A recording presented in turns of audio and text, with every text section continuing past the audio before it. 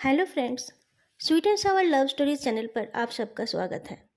आज मैं मुझको सिर्फ तुमसे प्यार है का 7th एपिसोड लेकर आई हूँ। मेरे गले में इन्फेक्शन हुआ है, इसलिए इस वीडियो को बनाने में मुझे थोड़ा ज़्यादा टाइम लग गया और इस वीडियो में मेरी वॉइस भी शायद थोड़ी अलग लगेगी। आप लोग प्लीज़ थोड़ा एडजस्ट कर लेना। एश टाउन के फैक्ट्री में विभूषण ने 8 महीने जॉब किया था और वो 8 महीने सिर्फ काम करते रहना उसके लिए आसान नहीं था। पर वहाँ के एक्सपीरियंस के वजह से ही उसे ये जेसीटी वाला जॉब मिला है। इस जॉब में उसको सैलरी भी बहुत बढ़िया मिल रही है और साथ में रहने के लिए घर भी मिला है। अपने पेरेंट्स को भी वो पहले से ज़्यादा पैसे भेज रहा है, जिन पैसे से उसके पेरेंट्स कीमती कपड़े पहन रहे हैं और रेगुलरली टूर पर जा रहे हैं। युवक्षण के पापा अब कीमती सिगरेट्स भी पीने लगे हैं और उसकी माँ अपने लिए ज्वेलरी खरीदने लगी है। बस उनका घर जैसे के वैसे ही पड़ा है, उसमें कोई रिपेयरिंग का काम नहीं हुआ।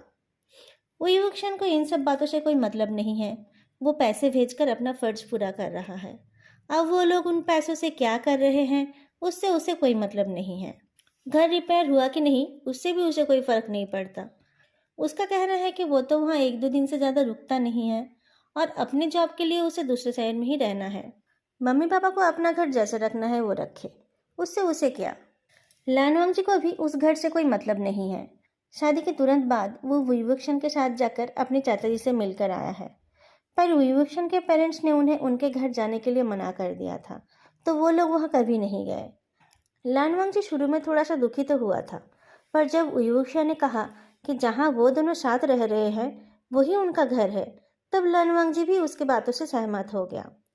विवक्षण का कहना है कि उसने लानवांग जी से शादी की है, कोई और उस शादी से खुश है या नहीं उससे क्या फर्क पड़ता है।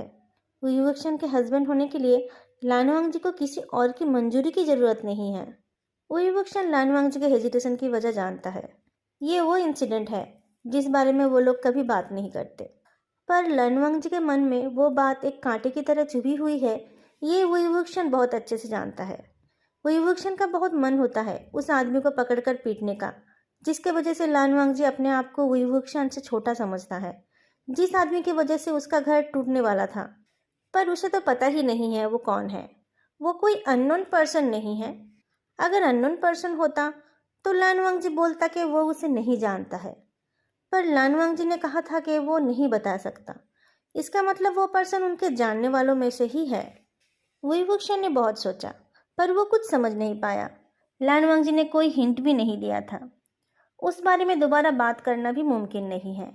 अगर वो कुछ पूछेगा तो लानवांग जी को लगेगा कि विभूषण उसे मन से एक्सेप्ट नहीं कर पा रहा है।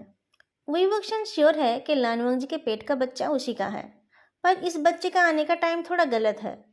या अगर किसी और टाइम आता तो लानवांग जी श्योर होता कि उस बच्चे का बाप उसका हस्बैंड ही है और उसके मन में इस बात को लेकर कोई डर नहीं होता। पर विभूषण को लगता है कि ये बच्चा सही टाइम पर ही आया है। ये ना आता तो लानवांग जी उससे पैचअप नहीं करता। वो ब्रेकअप की जिद पर ही अड़ा रहता और उससे शादी करने के लिए राजी नहीं होता। लानवांग जी से शादी करके विभूषण बहुत खुश था।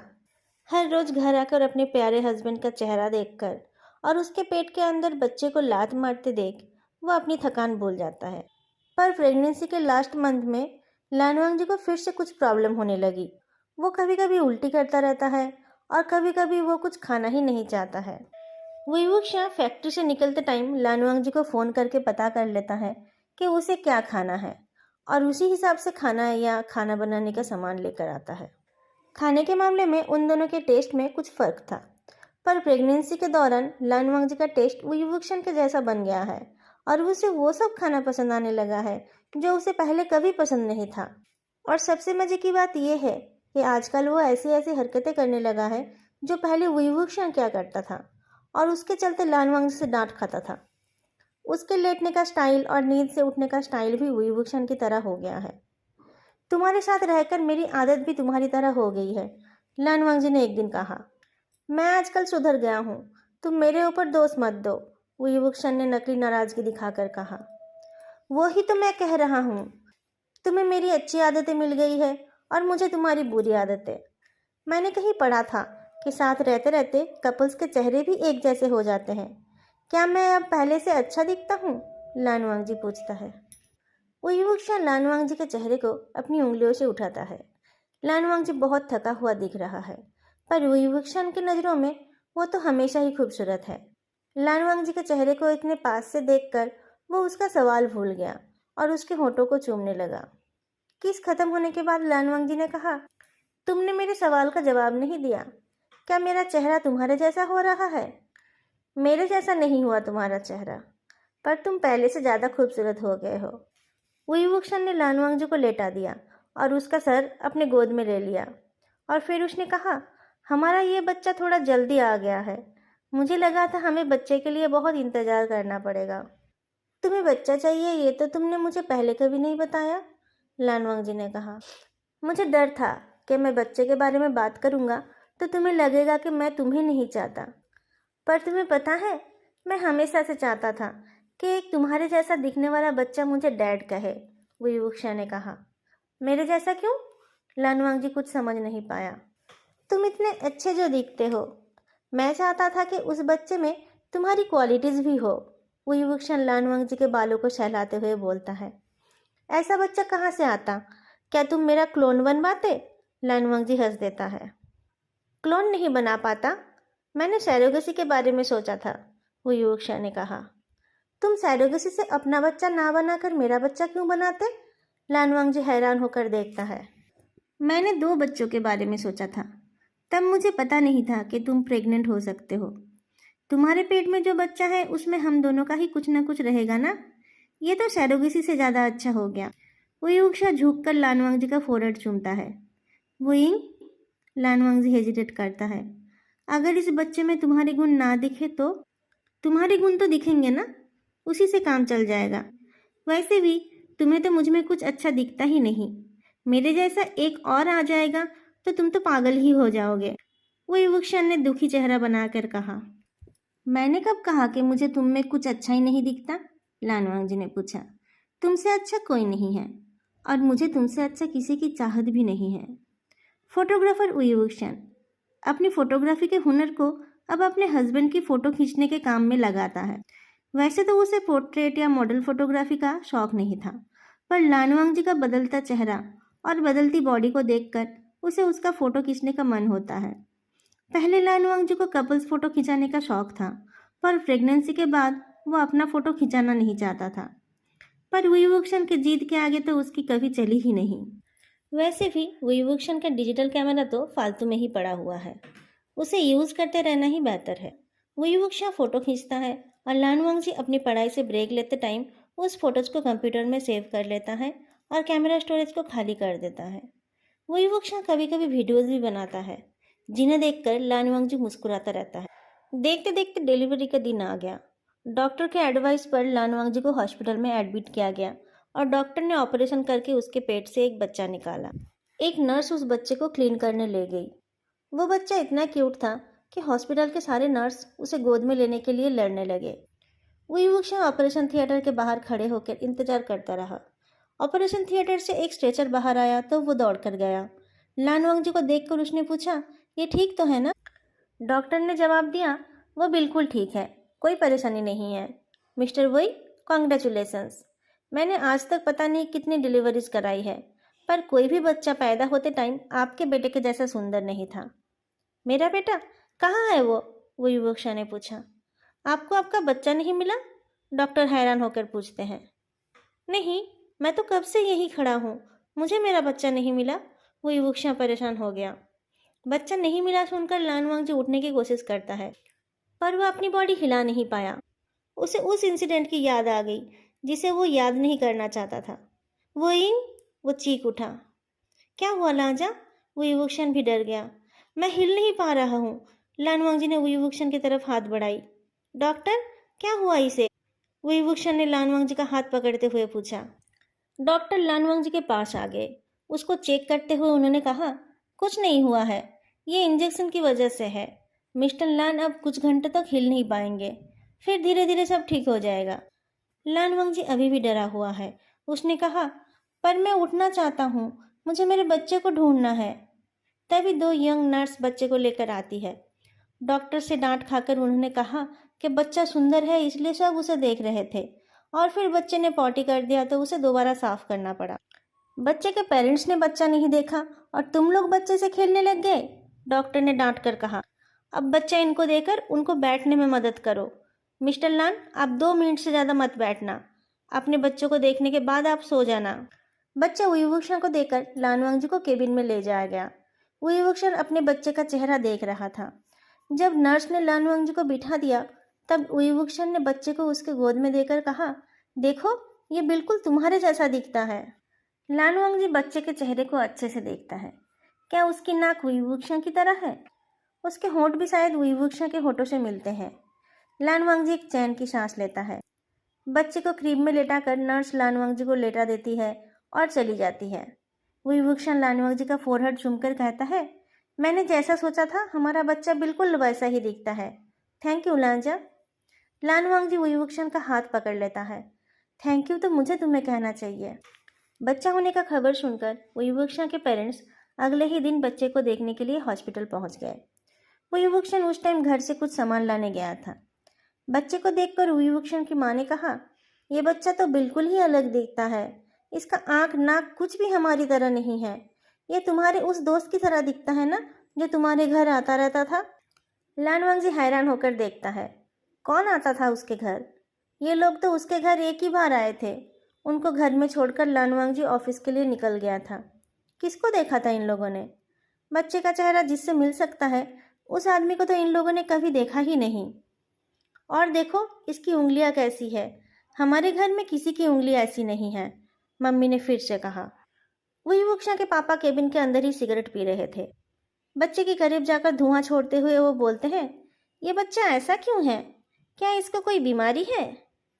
लानवांगजी को बहुत गुस्सा आ गया। वुईवुक्शन पता नहीं कहाँ रह गया। कोई नर्स भी नहीं दिख रही है। लानवांगजी ने नर्स को बुलाने के लिए बेल बजा दिया। पापा ने फिर से कहा, पता नहीं तुम्हें क्या क्या बीमारी है। तुमसे वो बीमारियां इसे भी मिल सकती है। ये टॉनिक लो और रोज इसे पानी में मिलाकर बच्चे को पिलाते रहना। मुझे कोई बीमारी नहीं है, मैं बिल्कुल फिट हूँ, लानवांगजी ने जवाब दिया। और मेरे बच्चे को भी कोई टॉनिक की ज़रूरत नहीं है। बेल सुनकर एक मेल नर्स आ गया था। उसने जब देखा कि मिस्टर वोई केबिन में सिगरेट पी रहे हैं तो उसने उन लोगों को केबिन से निकाल दिया। बाहर उनकी मुलाकात वुईवुक्शन से हो गई। उसे देखते ही मम्मी बोल उठी, हम तो उन दोनों की देखभाल करने के लिए आए थे, पर तेरे वांगजी ने तो हमें केबिन से ही निकाल दिया। मम्मी, आप लोगों को उन दोनों की देखभाल करने की ज़रूरत नहीं है। उनके देखभाल के लिए मैं ही काफ़ी हूँ। आप लोग घर जाकर आराम कर लो, वुईवुक्शन ने कहा। तुम उनकी देखभाल करोगे तो काम पर कैसे जा पाओगे? पापा ने पूछा। काम पर नहीं जाना है मुझे, मैंने तो छुट्टी ली है ना, वुईवुक्शन बोलता है। छुट्टी लेगा तो तेरी सैलरी नहीं कटेगी? मम्मी ने पूछा। वुईवुक्शन मुस्कुराता है। वो तो कटेगी। तो छुट्टी लेने की ज़रूरत क्या है? यहाँ नर्स है ना उसे देखने के लिए, पापा ने कहा। आप लोग घर जाओ, किचन में सब कुछ है। आप लोगों को जो खाना है बना लेना, वुईवुक्शन ने घर की चाबी निकाल कर दी। तुम घर आ जाना और उसके बाद खाना बना लेना। तुम्हारे किचन में कौन सा चीज़ कहाँ है हमें क्या पता, पापा ने कहा। मैं रात को यहीं रुकने वाला हूँ। वुईवुक्शन चाबी हाथ में लेकर खड़ा था। तो हम आज रात होटल में रुक जाएंगे। बच्चा तो हमने देख ही लिया है। कल सुबह हम साइट सीइंग के लिए निकल जाएंगे, मम्मी ने कहा। जैसी आपकी मर्जी, वुईवुक्शन ने चाबी पॉकेट में रख लिया। बाद में पछताएगा तू, मम्मी ने कहा। मेरी बातें याद रखना, वो लड़का अच्छा नहीं है, तुझे बर्बाद कर देगा वो। पापा बोल उठे, छोड़ो जाने दो, अब बेटा बड़ा हो गया है, माँ बाप की बात अब उसे अच्छी नहीं लगती है। वुईवुक्शन के मम्मी पापा चले गए। उनको सिर्फ जे सिटी घूमने से मतलब था। पोते को देखना तो बस बहाना ही था। केबिन के अंदर लानवांगजी अपने बेटे का चेहरा देखे जा रहा था। क्या सच में बच्चे में कुछ भी वुईवुक्शन के जैसा नहीं है? वुईवुक्शन उसके पीठ पर हाथ रखता है। तुम बस उसी को देखे जा रहे हो। मैंने कहा था ना, तुम उसे मुझसे ज़्यादा प्यार नहीं कर सकते। लानवांगजी चौंक कर उसकी तरफ देखता है। उसके आंखों को देखकर वुईवुक्शन ने कहा, मम्मी पापा ने क्या कहा? लानवांगजी ने जब उसे सब कुछ बताया तब वुईवुक्शन ने कहा, तुम उनके बातों पर मत जाओ। मैं इस बच्चे से बहुत खुश हूँ। ये हमारा बच्चा है, इसे हमारे साथ रहना है। बाकी कौन क्या कह रहा है उससे हमें क्या मतलब। तुम उसको लेकर बैठो, मैं कुछ फ़ोटोज़ खींच लेता हूँ। वुईवुक्शन ने पैटर्निटी लीव लिया था। उसने अपनी फैक्ट्री में कहा था कि वो सैरोगेसी से बाप बन रहा है। उसका हस्बैंड प्रेग्नेंट था, ये बात उसने किसी को नहीं बताई। उसके कॉलीग्स फ़ोन करके बच्चे के बारे में पूछ रहे थे। लान वांगजी ने बच्चे के साथ उसकी फ़ोटो खींच दी तो विवुक्षा ने सोशल मीडिया में वो फ़ोटो अपलोड कर दिया। सब लोग कॉन्ग्रेचुलेट करने लगे और बच्चे के चेहरे का कौन सा हिस्सा उसकी तरह दिखता है बताने लगे। विवुक्षा प्राउडली वो सब कमेंट लान वांगजी को सुनाता रहा। विवुक्षन को बस 15 दिन की ही छुट्टी मिली थी। उसकी छुट्टी खत्म होने वाली थी। पिछले कुछ दिनों में उसने अपने बच्चे की बहुत सारी फ़ोटोज और वीडियोज़ खींच ली थी।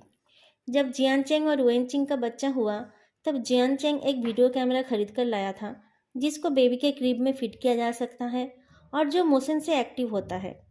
जब जब वो कैमरा कुछ एक्टिविटी नोटिस करेगा वो ऑन हो जाएगा। और सबसे बड़ी बात यह है कि वो कैमरा वीडियो के साथ साथ ऑडियो भी रिकॉर्ड करता है और उसे सेव भी करता है।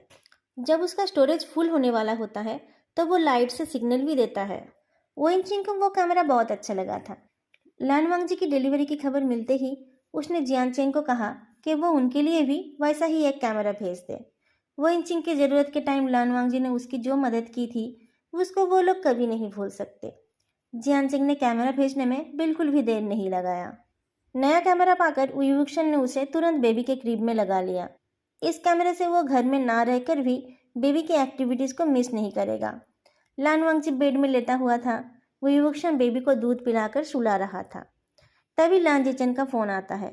वो लोग जे सिटी पहुँच गए थे और उनके घर के पास ही थे, पर उनको पता नहीं था कि कौन सा घर उनका है। विवुक्षन ने उनको इंस्ट्रक्शन दिया और बेबी को क्रीम में लेटा दिया। लान जिचन आ रहा है सुनकर लान वांगजी उठकर बैठ गया। भैया अकेले आ रहे हैं? उसने पूछा। शायद ब्रदर इन लॉ भी आए हैं, उन्होंने हम कहा, विवुक्षन ने जवाब दिया। मैं निकल कर देखता हूँ। लान वांगजी डर गया। वो विवुक्षा को जाने नहीं देना चाहता था, पर वो क्या करता। डोर खोलते ही विवुक्षा ने देखा जिन गुआंगयाओ बाहर खड़ा है। उसने उसको अंदर आने के लिए कहा।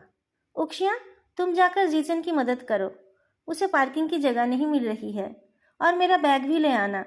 कहते हुए जिन गुआंगयाओ घर के अंदर आ गया। विवुक्षन के निकलते ही वो सीधा बेडरूम में आ गया। वांगजी, कैसे हो तुम? उसने मुस्कुराकर कहा। तुम तो पहले से भी ज़्यादा खूबसूरत लग रहे हो। अफसोस कि तुम इतने दूर रहते हो। लान वांगजी सिकुड़ कर बेड के एक किनारे बैठ गया। उसने कुछ जवाब नहीं दिया। जिन गुआंगयाओ उसके पास जाकर उसके चेहरे की तरफ अपना हाथ बढ़ाता है, पर लान वांगजी अपने दोनों हाथों से अपना चेहरा गर्ड कर लेता है। जिन गुआंगयाओ हंस उठा और क्रीब की तरफ बढ़ गया। मेरा बेटा क्या कर रहा है? उसने पूछा। लान वांगजी तुरंत बोल उठा। वो आपका बेटा नहीं है। जिन गुआंगयाओ सोते हुए बच्चे को देखते हुए बोलता है। उक्सियन जिचन को लेने बाहर गया है। मेरे सामने इस बात को छुपाने की जरूरत नहीं है। ये मैं भी जानता हूँ और तुम भी जानते हो कि ये बच्चा मेरा है। ये दिखने में तो तुम्हारी तरह है, पर देखो इसका स्किन कलर बिल्कुल मेरे जैसा है। ये बच्चा मेरा और उक्सियन का है। आप अपने मन में कोई गलतफहमी मत पालो। आपका बच्चा होता तो मैं कब का उसे मार डालता, लान वांगजी ने कहा। कम ऑन वांगजी, जिन गुआंगयाओ ने कहा। अब मान भी जाओ कि ये मेरा ही है। मैं तुम्हारे उस बुद्धू हस्बैंड को कुछ नहीं बताऊंगा। तुम्हारे और मेरे बीच जो हुआ वो हम दोनों के बीच ही रहेगा। जिन गुआंगयाओ, तुम मेरे हस्बैंड को क्या बताओगे? मैं ही तुम्हारे हस्बैंड को बता दूंगा कि तुम कितने गिरे हुए इंसान हो, लान वांगजी ने कहा। तुम बोलोगे और जिचन तुम्हारी बात मान लेगा? जिन गुआंगयाओ हंस उठा। वो मुझसे प्यार करता है और मैं जो बोलूँगा वो ही मानेगा। तुम उनके प्यार का गलत फ़ायदा उठाते रहते हो ना। ये ज़्यादा दिन नहीं चलेगा। एक ना एक दिन उनको तुम्हारा असली चेहरा दिखाई दे देगा, लान वांगजी नफरत के साथ बोलता है। ऐसा कभी नहीं होगा। मुझे पता है कैसे लोगों का प्यार और भरोसा जीता जाता है, पर तुम ये सब कैसे जानोगे? तुम्हें तो बचपन से ही किसी ने प्यार नहीं किया। जिस एकलौते इंसान को तुमसे प्यार है वो भी तुम्हें छोड़ देगा अगर तुमने हमारी बीच की बातें उसे बता दी। जिन गुआंगयाओ बच्चे को गोद में उठाते हुए बोलता है। मत उठाओ उसे, लान वांगजी चीख उठा। विवुक्षा उस टाइम दरवाजा खोलकर अंदर आ रहा था। लान वांगजी की चीख सुनकर वो दौड़कर आया। क्या हुआ लांजा? जिन गुआंगयाओ ने मुस्कुराकर कहा। वांगजी को लगता है मैं बच्चे को गिरा दूंगा। मैं इतना अनाड़ी हूँ क्या? नहीं नहीं, तुम तो हर काम में एक्सपर्ट हो, लान जिचन हंसकर बोलता है और अपने भतीजे को देखने जाता है। आप लोग वांगजी की बातों का बुरा मत मानना, उसे बच्चे की फिक्र होती रहती है, वुयूक्षा ने कहा। अरे ये तुम क्या कह रहे हो उक्सियान? मैं वांगजी की बातों का बुरा क्यों मानूंगा? जीचन का छोटा भाई तो मेरा भी छोटा भाई है। मैंने सुना है डिलीवरी के बाद ऐसा होता रहता है। तुम्हें अच्छे से उसका ध्यान रखना चाहिए, जिन गुआंगयो कहता है। आप दोनों चिंता मत कीजिए, आपके भाई का ध्यान मैं बहुत अच्छे से रखूंगा। मैं उसे खुश रखने की पूरी कोशिश करूंगा, वुयूक्षा ने कहा। दोस्तों, आज का ये एपिसोड मैं यहीं ख़त्म कर रही हूँ।